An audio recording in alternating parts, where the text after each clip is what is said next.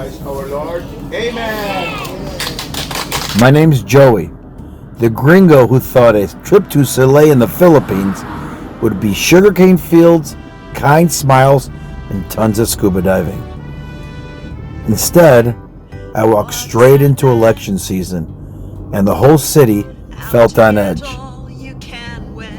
Campaign banners hung like warning flags. Loudspeakers screamed promises. People didn't talk politics. They whispered it. Thankfully, Ronnie and his wife, locals with generational street cred, kept an eye on me. The week before I got there, 2 men were shot outside a polling station right here in Silay.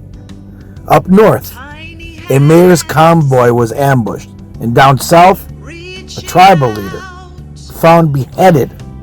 3 stories, same message. Pick the wrong side, you vanish. So I kept my head down.